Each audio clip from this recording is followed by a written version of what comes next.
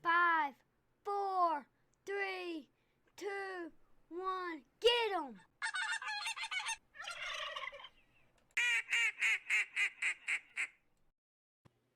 Welcome back to our weekly 15-minute weekly podcast. Today, from the big state of Georgia, I got Jay Bird with me. He's going to be co-host on the show, and we got a pretty good topic that we're going to try to talk 15-30 minutes, keep it real short and sweet. But welcome to the duck blind. Thank you for having me. That's great, man. I appreciate you coming on. We're gonna probably have Jay Bird on a good many times. He likes shotguns. He's got a lot of knowledge on it, and but today we are definitely talking about shotguns. So there's basically two types of shotgun: gas and inertia. We're not really talking about over and unders and single shots, but gas and inertia for duck hunting, and they're both totally different. Me personally, I kind of like the gas. Which one do you like, Jay? Well, I've had gas up until here recently, and I've got two inertia guns now. Well, actually, three inertia guns now. I'm kind of backwards from what most people would be at my age because most people will want to start shooting gas guns now because they got less recoil. But Right. me and you kind of started talking last year when I started having problems with a gun that I had, and I used to back way back before this will tell you how far back was in the beginning of Benelli. I used to sell guns, and I always wanted a Browning. Had to have a Browning. And a couple of years ago, I finally got one, and just wasn't as happy with it as I thought I would be. I had a little bit of problems with it, but aside from that, I mean, I still like the gun. I just didn't feel as confident with it as, when you bump the safety off and you pull the trigger, you want it to go boom every time and not have to worry about it. And I just didn't feel that confident with that gun. So I now have got inertia guns, and I know something you want to talk about later on. I've changed it up to 20 gauge. I went away from the 12, and I'm strictly 20 gauge now. Yeah, that definitely is on the topic to talk about tonight. So the difference between gas and inertia, gas would be using some type of like a piston, it's using the I guess the gas, it's using the gas to cycle the next shell. Right. Where inertia typically is some kind of spring. Some guns have two springs, but it is a spring, and that is what is assisting the back and forth. They both from the gun is actually cycling the gun. right, and some people say, oh well, you can't shoot a dove load out of inertia. Well, that's also true in a gas gun sometimes, because if it's a 3.5-inch gun and you're shooting dove loads, well, it can jam just as much as inertia. So that is not always true. If not more. Yeah. Right. I like that when I started waterfowl hunting with a pump stoker. If I could go back, I probably would do everything different. Now I like to tell people to buy one gun for one particular use and don't use it for anything else. At that time, I had a little bit less funding, so I went with a pump stoker. At that time, I also thought that I had to hunt with a 3.5-inch shells, which you don't. And after I started this YouTube channel, I now know that 3.5s are pretty much wasting money because you get better patterns out of 2 3/4 and 3-inch. They serve their purpose in some situations. That's right. It's a well-known fact that you can get on average, a 2 3/4 inch gun to pattern better than what you can a 3.5 inch gun. Right. I mean, it's been proven time and time again. But And with that pump, you can shoot plenty of species with a pump. There's nothing what I'm saying with the pump. But let's just say that pump was $600. If I would have just put $200 more, I could have got the same Stoger in an automatic. And the pump was fine. It was when you had to do a second shot or there was more than one bird, you had to pump and then get back on target. And we know them wood ducks are fast. You can on target with a pump. in 1997, I bought a Remington Super Mag turkey gun. It had a 23.5 inch barrel, and I don't know how many turkeys I've killed with it. I don't know how many doves I have shot with it. And years later, my reflexes aren't as quick as what they used to be. So I wanted to get an automatic, and that's when I bought the Browning. I hunted with that. I hunted with that Remington from 1997 till 2020, something like that. And deer hunted, duck hunted, dove hunted, killed squirrels, killed rabbits, shot everything with it and loved it. And still own the gun, and the gun still, there's nothing wrong with it. I wanted something that was a little easier on me and something that I could cycle faster, because I just couldn't cycle it as fast as what I can on automatic. And difference between dove hunting and duck hunting, ducks move way faster than doves. You would think oh, it's a duck, it's a bigger target, which is true, but they are moving way faster than a dove ever moves. That pump with I can get 3 shots on a wood duck, which is that's basically what we have around here. With that pump, I'm not gonna get. Most people can, but I'm not gonna get 3 shots at a wood duck. Now, there is a difference between pump and inertia. Obviously, you pumping it, but when you shoot a shell with the pump, it is using some of that. I'm not going to call it inertia, but it is using some of that motion of the recoil to come back on you. Yeah. A pump, it does help. Yes. But I moved after going to an automatic for duck hunting. I moved that pump over to a turkey. And like I said, It shoots 3.5, and 3.5 is great for turkey also. It's because you're not, you typically you're only going to shoot one shell. And even though it kicks, you're not shooting it all day long. You can deal with that one time. Yeah, that with the adrenaline rush, and one shell ain't that bad. That's right. So we said earlier, you're dropping down to a 20 gauge. A lot of people are dropping down to sub gauges, and I'm not going to call you old, because hey, your gray hair ain't much older than my gray hairs. But what do you think people are dropping down to the sub gauges? Well, people have got educated on aftermarket chokes. You've got better ammunition, way better ammunition now. Well, hold it right there. Hold it right there for a minute. So you did bring up 2 topics, which is very true, because chokes, I'm not going to say haven't been around a long time, but even when I was in my youth, it was fixed barrels. I mean, I know there was chokes in the 80s and the 90s, but it was not common. It was still fixed barrels. And your second, I got a Lawrence 1100 that's got a fixed improved in it. Yeah, a lot of them were fixed back then. Got big, real like big. What you said there on the second point, better ammunition like Bisma, TSS. That also came around when they cut out lead for duck hunting.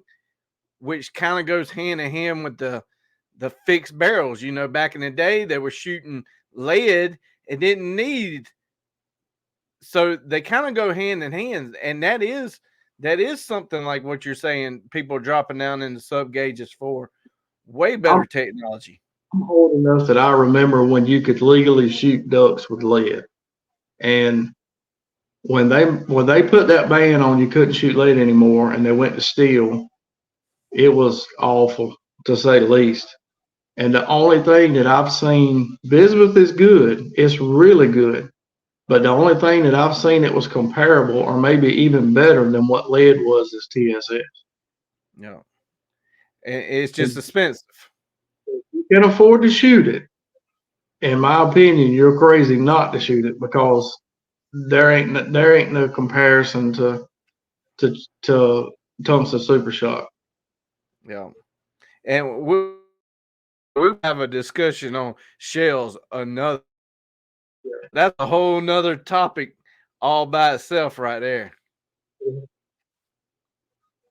So what is your favorite brand? I always when I was growing up, stay with the 3 B's: Browning, Benelli, Beretta. If you bought a B, you were going to be, that's what it was. And like what you said, hey, you wanted a Browning, I wanted a Browning, and we all know one of my Brownings has have a lot of problems. Yeah.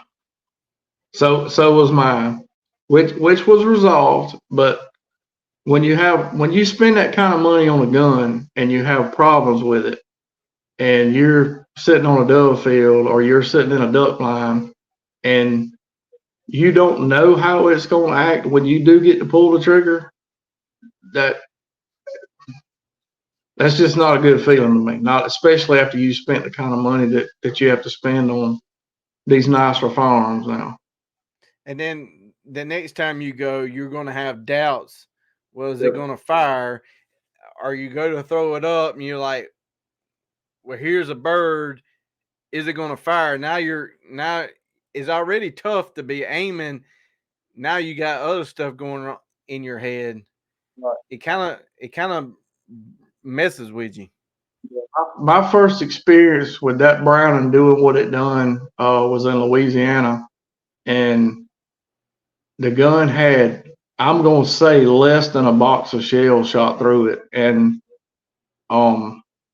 that's not to say anything bad about Browning, because I still love Browning, but you can get something wrong with anything that you buy off the market, whether you pay $600 for a shotgun or you pay $2,500 for a shotgun. You can get something wrong with anything. Yeah. But going back to what you said, chokes make a big difference too. And that's in so many different making the bond between a shell and the night and day. And when you find it, don't switch. Yep. When you get something that works, don't change it. That's right. So you drop down to an inertia gun and into a 20. So what are you using now? So a lot of people are probably going to be shocked when I say this because I went from a Browning, but I bought 2 years ago. I bought a CZ 1012 and a 12 gauge, and I just basically had it for a backup gun for when we go to Reelfoot or Louisiana or anything like that. And that's right. And I do the same thing. What he's talking about is when you go on a trip, not in your backyard, you carry 2 guns with you. right. And I carry my pump because there's like we said earlier, there's not a whole lot of moving parts. Yeah. And if something breaks, you always have a pump or your other gun, because when you're out in the middle of nowhere, you're not going to be able to go to a store and find a part to fix it. And if you just drove, I don't know, 500 miles and now you don't have a gun, well, now you're going to be the camera guy. I mean, that's basically what it comes down to. Watch anybody else shoot at ducks. But I bought that CZ. I just had to have an inertia gun. Everything I had up until then was either that pump or was a gas gun. And I just wanted an inertia gun. So I bought that one just to see, they're inexpensive. I didn't have to spend a ton of money. And could not get the gun not to shoot low. I did everything I could possibly do with the gun, changed chokes, did everything. Could not do anything with it. And I had a buddy of mine that runs dogs for deer in Georgia, and he'd been having a problem with shooting over some deer. And I told him that I had the resolution to his problem. So we worked out a plan. And he had an older Stoger 12 gauge that I got from him because, like I say, it was just going to be a backup gun. It wasn't something I was going to shoot. I loved it, still love it. But an inertia gun is going to have a little more thump to it than what a gas gun is. And I really was wanting to get away from the 12 gauge anyway. So I came across two brand new Stoger 30-20 20 gauges, and I am tickled with them. I don't have a lot of money in them, and you can't. For me, you can't beat it. I mean, I don't have to have, and I'm not knocking Brown, I'm not knocking Benelli, I'm not knocking any of those more expensive guns because they're good guns, but I don't have to worry about scratching it. I don't have to worry about if I drop it in the boat, I bent the vented rib on it. I don't have to worry about any of that. Versus if I had a Brown or Benelli, I'd be like, oh Lord, I have just dented up this $2,000 shotgun. I don't have to worry about that. That's a very good point. So far, I'm really, really tickled with these shotguns. I've tore both of them apart, and I will tell you one thing: if you buy a Stoker, before you ever put a shell in it, tear it apart and get all that manufacturer's oil and grease, and because it's in it, a lot of it. But I tore both of them apart completely, cleaned both of them, lightly oiled everything, and I still hadn't shot the synthetic one yet because I got a bottomland one and I got a synthetic one. I hadn't shot the synthetic one yet, but the bottomland one, I'm tickled to death with it. With going back on the topic of gas and inertia, the way typically the gas works is when the shell goes past, there's usually a port in the barrel, and once the shell, the wad goes past, the gas goes down into a tube, pushes that piston. So when you go to clean that, you got to clean them ports. You got to clean that piston because that's all carbon. And let me tell you, carbon, it is hard. It is hard to get off. I mean, it's like charcoal. I mean, I'm just comparing it. It is really hard to get off. There is stuff that can spray on it to loosen it up and get some of that lead off, lead and carbon buildup. But inertia, all that gas, all that lead, all that nasty trash goes straight out the end of the barrel. That's right. If you don't know how to take something apart, inertia is the way to go. It's literally, you got your carrier and a spring, take that out, clean it, put it back, and you're good to go. Gas system, you've got to be clean. Yeah. What do they always say? Oh, it's jamming. Time to clean it. I mean, that is what it is with a gas, but you're going to get less recoil. So you duck around the water, in the rain, nasty wet. Sooner or later, you're going to see the difference in that inertia gun and that gas gun. Not to say you don't have to clean them, because you do, but they are way more forgiving as far as running dirty than what a gas gun is.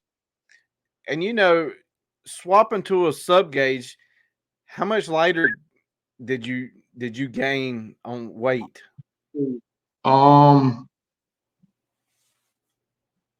Almost 1.5 pounds, maybe 1.25 pounds, probably. But uh, uh, a lot of difference. A lot of difference. I know a 16 gauge and a 28 gauge. I mean, it feels like you got like a fishing rod. So we're talking sub gauges. So basically 10 gauge, 12 gauge, then they had 20 and 16, let's say 16 and then 20, and then 410. So now they're the gauge that people really like. Honestly, you hear a lot of people talking about is this 28 gauge. The There's a lot. 28, Yeah, there's a yeah, the lot of people 28 is gauge, between 20 and 410. and it's a lot easier to get ammunition for it now. When it first got real popular, man, it was hard to find, and that's why a lot of people started reloading 28 gauge because they could find some components, but they couldn't hardly find ammunition. So that's how some people got into reloading it, was because ammunition was so scarce for it. But it's a lot better now than what it was. A lot better. The first time I even heard of 28 gauge was during COVID. You go to Walmart and you couldn't hardly find any shells. And every single time I went to Walmart, there was boxes after boxes of 28 gauge. I was like, what the heck is a 28 gauge? I'm going to have to buy me a 28 gauge gun so I can have some ammo. Shoot, yeah. I mean, it was like endless supplies of 28 gauge during COVID. It's been around for a long time. But I'm gonna say late '80s, early '90s. It kind of died off because it was so hard to get ammunition for. You couldn't find it anywhere.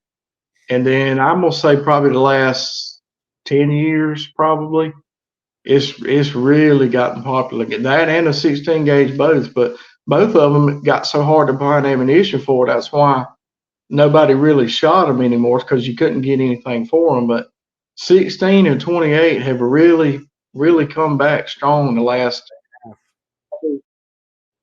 7 or 8 years, at least, maybe 10 years. But they've both come back real strong.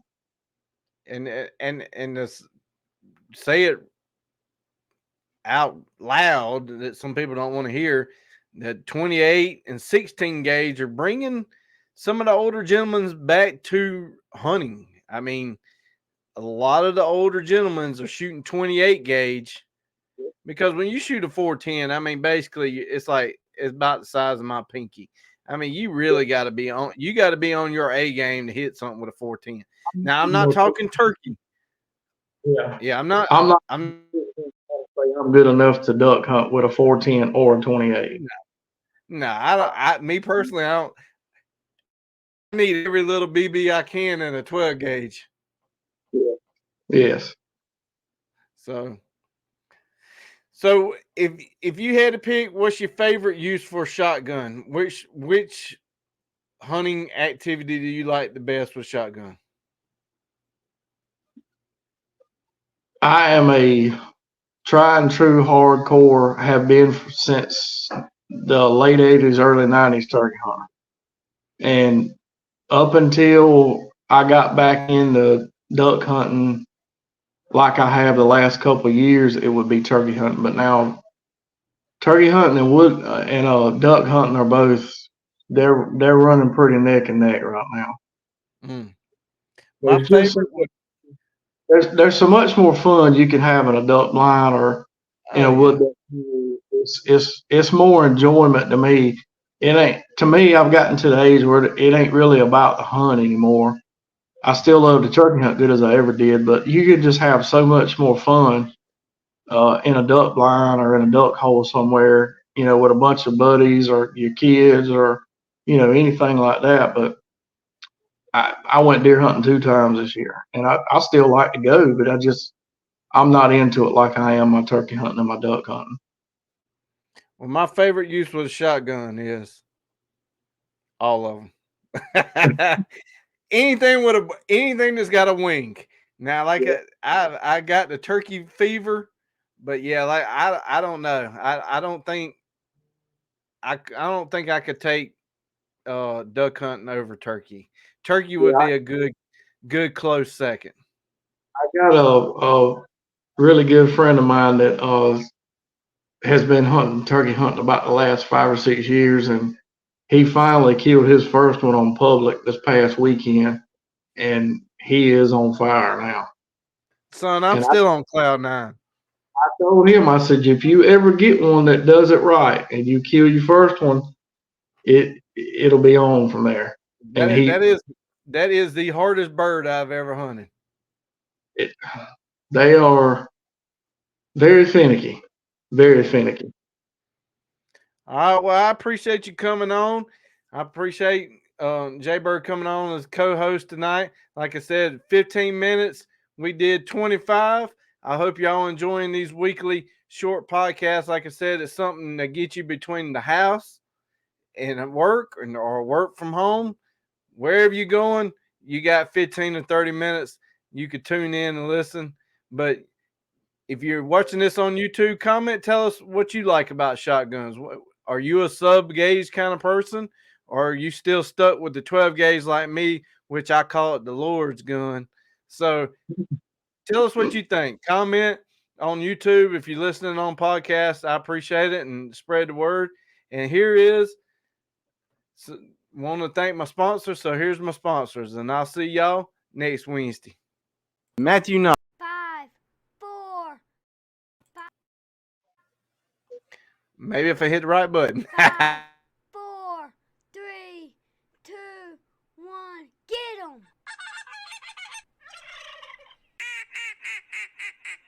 Welcome to the Waterfowl Den. My name is RD Reynolds, and I want to welcome you to the YouTube Live and the podcast. So if you streaming this on any of the streaming apps, go check out RD Reynolds Outdoors on YouTube.